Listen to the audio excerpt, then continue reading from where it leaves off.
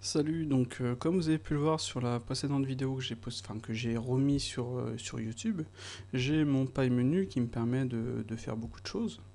Donc vous voyez, de gérer en fait mes BVL, etc.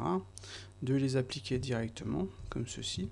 Donc là, comme on peut le voir, je n'ai plus de BVL. Je peux faire, hop là, de la modélisation normale, donc de la mode mécanique, c'est-à-dire en mode subdivision. Là, imaginons, j'ajoute un BVL.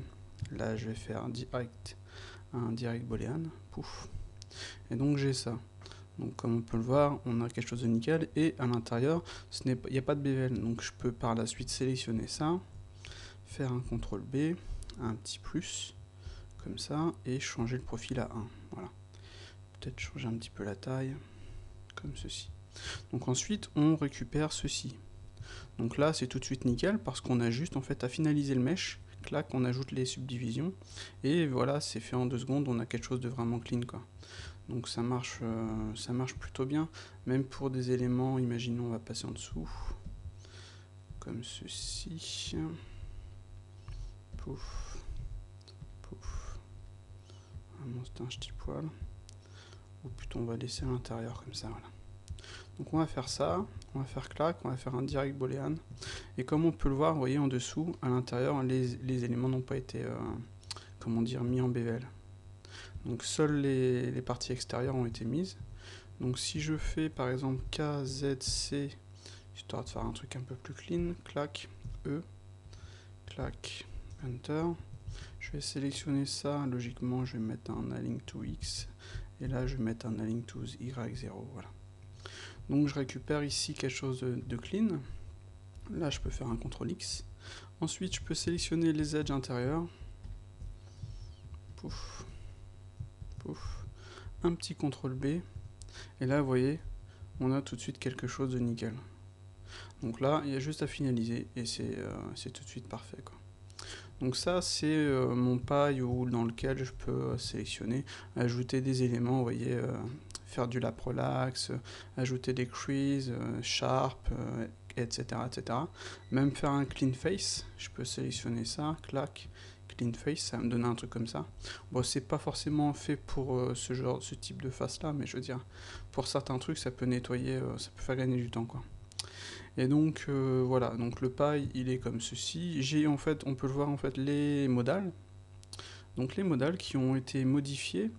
Donc c'est-à-dire on a, hop là, pas celui-là, on a le rotate. Maintenant si on peut regarder, on a les axes. Donc d'ailleurs je pense que je vais enlever les axes, c'est un peu ça. Pas forcément les. On a 10 et 5. Donc si je fais Z, je fais CTRL, il va changer tous les 5 degrés en fait. Vous voyez, ça c'est super pratique. Pouf, je mets 0. Je fais Shift, ça va être tous les 10 degrés. Et sinon, de base, c'est tous les 45 degrés. Donc ça permet en fait de switcher. Clac, je fais un Y. Pouf, je choisis, ou alors je fais CTRL, etc., etc. Et c'est plutôt sympa. Donc on est en train de bosser sur ces modales, et donc on va faire là je vais pouvoir, ça n'a rien à voir avec Hardops, donc je vais pouvoir le mettre sur Gumroad, celui-ci, parce qu'au final c'est beaucoup beaucoup de boulot, et surtout vous allez voir sur l'arrêt c'est assez phénoménal, c'est énormément de boulot, et ça permet de faire en fait tout ce qui est Solidify, mais j'ai même fait un boolean, un modal boolean, on va voir ça rapidos, etc., etc. Donc voyons tout ça. Donc alors, pour le boolean, on va déjà faire ça, je pense que ce sera le plus simple. Voilà. On va créer un cube, on va dupliquer le cube, on va sélectionner le deuxième, premier et deuxième, on va lancer boolean. Donc là, vous voyez, on est en boolean, on est en différence, on fait U pour union, D différence, I intersection, et on peut aussi supprimer le boolean avec supr, voilà, c'est fait. Lui, on peut revenir le remettre en solide. Voilà. Donc pour le boolean, pour l'instant, j'ai juste fait ça. J'ai pas ajouté le direct rebool, comme par exemple si je fais ça, je fais un rebool, pouf, pouf, pouf, voilà. Ça, je l'ai pas ajouté encore. On verra plus tard si c'est demandé. Et donc pour le boolean, c'est plutôt simple. On fait clac, on fait boolean, pouf. On peut bien entendu, hop là, éditer notre modèle, éditer notre boolean. Hop, on va sélectionner celui-ci, le déplacer. Si je fais ça par exemple, Voilà. Après, je peux revenir dedans et je fais A pour apply. Donc, en gros, on peut aussi, au final, faire directement ça, clac, A. Voilà, c'est fait. Et sur mon paille perso, c'est un peu différent. C'est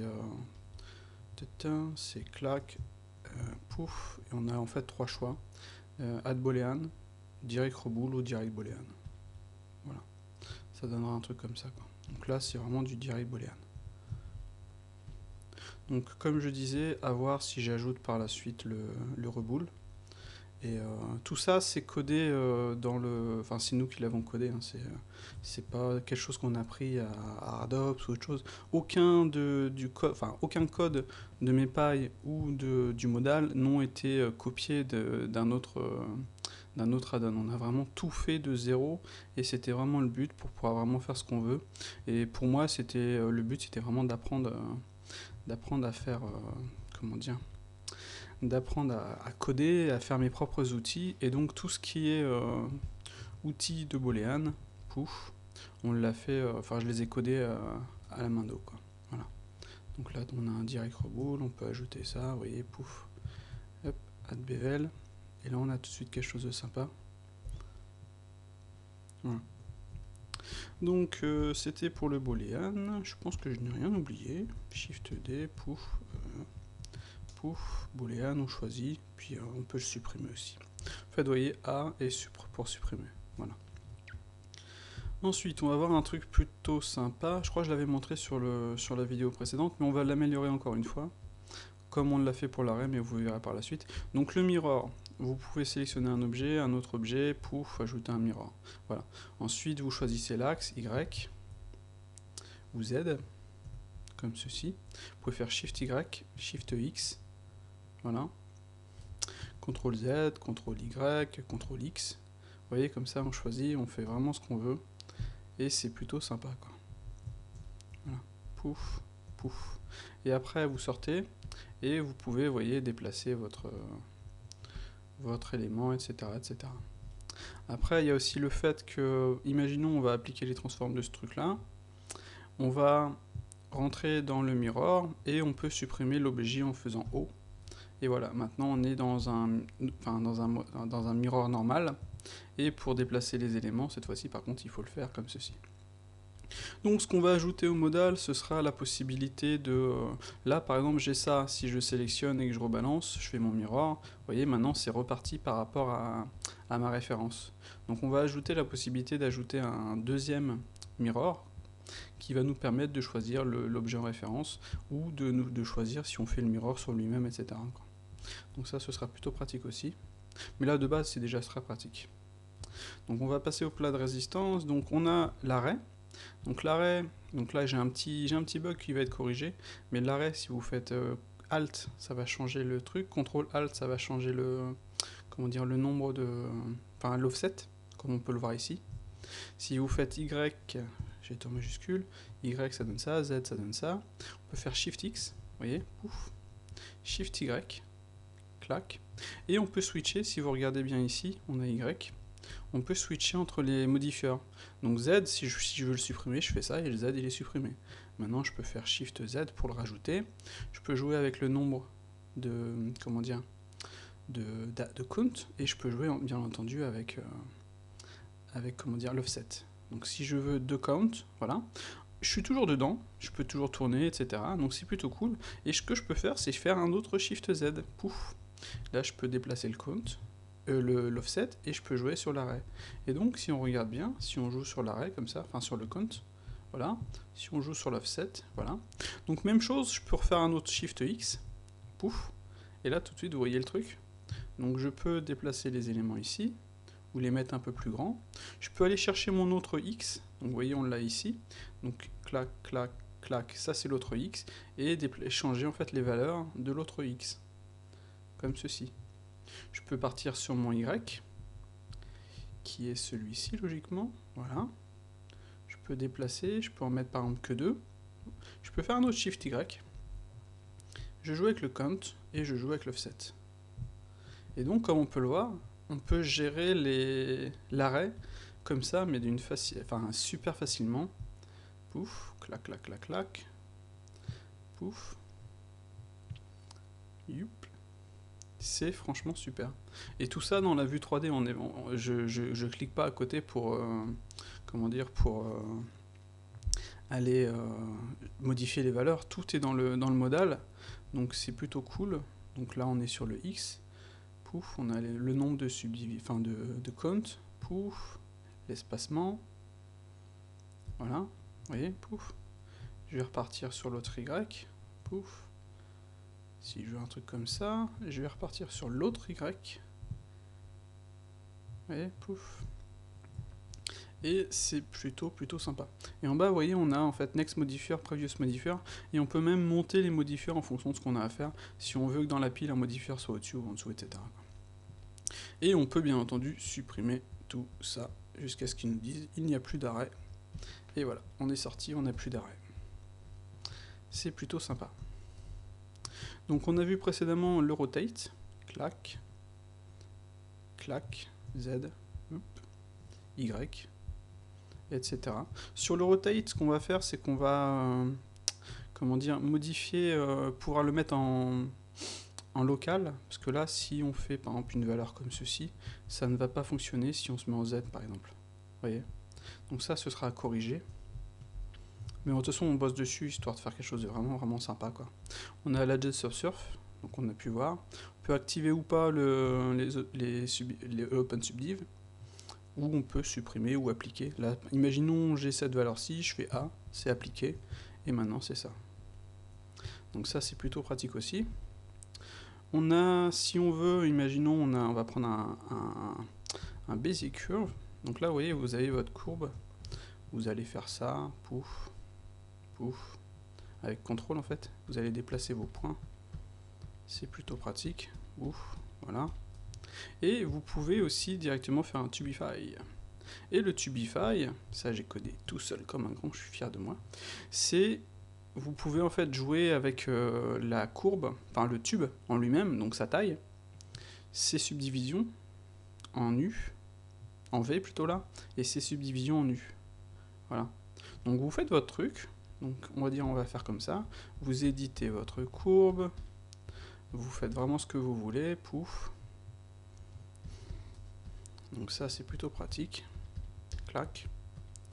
Vous pouvez ensuite, bien entendu, rappeler l'outil pour gérer les éléments, donc vous pouvez gérer ensuite les subdivisions, faire vraiment ce que vous voulez, pouf, c'est avec Shift, comme ça. Vous pouvez faire en sorte que ce soit des, comment dire, des béziers, et non pas des, enfin des splines. D'ailleurs, il manque un truc ici, il faudra qu'on le rajoute. Avec B, c'est en bézier, avec P, c'est en poly, voilà. Et une fois que vous êtes OK, vous pouvez être C, et maintenant, c'est converti. Voilà. Donc autre truc sympa, c'est que, imaginons on va dupliquer ça, Shift D, on va faire un P, sélection, voilà. Ça, on va le supprimer. Donc là, on est sur du polygone. Je vais faire un truc, je vais faire A, je vais faire un checker des select, je vais faire un CTRL X.